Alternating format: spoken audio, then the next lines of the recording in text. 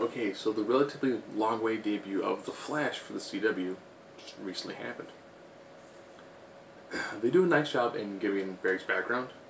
It does appear that when it comes to the murder of his parents, or the murder of his mother, this isn't really a spoiler, it's a pretty big part of his origin after Jeff Johns took over. Looks like it is going to be the Professor Zoom reverse Flash sort of character. Nice use with that. Good use of the Flash special effect. You know, for the super speed, that actually works pretty well for being low budget. They actually go from, you know, a brief snippet of him growing up, the incident with his mother, and then to pretty much the time right before the accident. The accident, of course, was chronicled in Arrow as well. So if you didn't catch Arrow, you really didn't need to watch Arrow.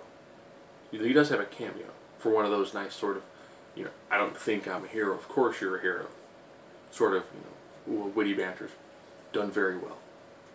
I do say I like the fact that when he wakes up and he has these powers, and he's going through the whole, like, try to understand your power sort of phase, he does appear to be somebody who enjoys the fact that he can do more, he can help people. That's really interesting. So almost everyone else kind of has that whole, almost like, guilted into using their powers. He has guilt with him, but it's not his primary force. The idea is, he works forensics, so he does CSI work.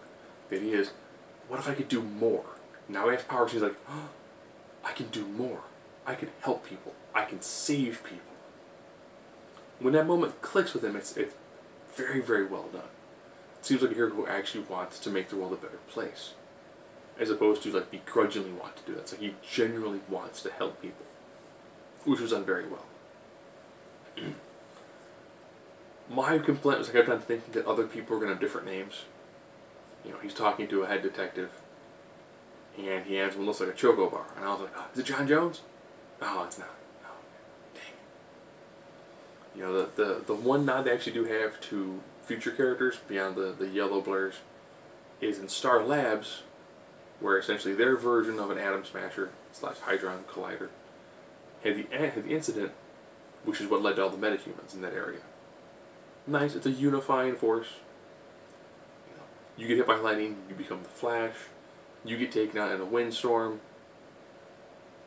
You know, you become Weather Wizard. So it seems like wherever anybody was at, and when they show at Star Labs, they show the progression of the storm, they show multiple locations all over the place. So it seems like they actually can tie almost all of his villains together into this one event that made them all villains and or heroes. I like the fact that they did have a caged Grodd, leading to Gorilla Grodd. Very interested to see exactly how you work a hyper-intelligent gorilla with mind control powers. That's going to be interesting to see that done on a low budget. Hence, we're having a battle with one individual, this person who controls the weather. I like how they did it. You know, it's still pretty low budget, but the whirlwind effects, the fog effects, tornado effects, the running effects are actually pretty decent, given that's a very small budget. And, you know, they talk about some of the other upcoming episodes. And I'm looking forward to, I think that the fact that they're using Flash and he's tied in with Arrow, beautiful. I still will stand back and say that I think that Warner Bros. Really, really want to have this nice, perfectly coherent universe. A great unifying force would easily have been the Flash. You got a guy who does CSI detective work. Man, he's great friends with another guy who does detective work, named Batman. He could very easily go to Metropolis, help out with a case. He could meet Clark Kent. He's great friends with Hal Jordan. He's also pretty good friends with Oliver Queen. Wow. It's like he knows so many of these superheroes already. Introduce Star Labs. Okay, that's great. Star Labs is tied to so many other characters. You know, he could have been the ultimate linchpin of the universe. Easily. Easily. He's a character that's happy. He's a...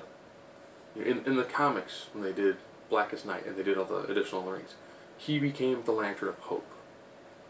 People look at him and they just feel good. He makes people feel better about themselves. He could be that nice, unifying, uplifting force for the Justice League. It could be a dark, depressing world, but he could be essentially that one ray of light, or I guess in this case, that one bolt of light, that could bring them all together, could be the unifying force that makes him the standard bearer for what is good, what is right, what is truth, what is justice.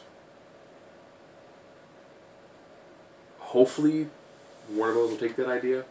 I know they've got like 20 films in the next like 10 years. Hopefully one of them actually is The Flash, and they do The Flash right. What they did in this 1 hour was done very well. Good job incorporating the forensics and the CSI aspect without going too deep into it. But I'd have to be like, this is an aspect of the character. We could do a cop drama with some superheroes. And we can make it work. So, very, very well done. You know, pilot, or should I say season premiere, series premiere. Definitely looking forward to what they do in the next, for the remainder of the season.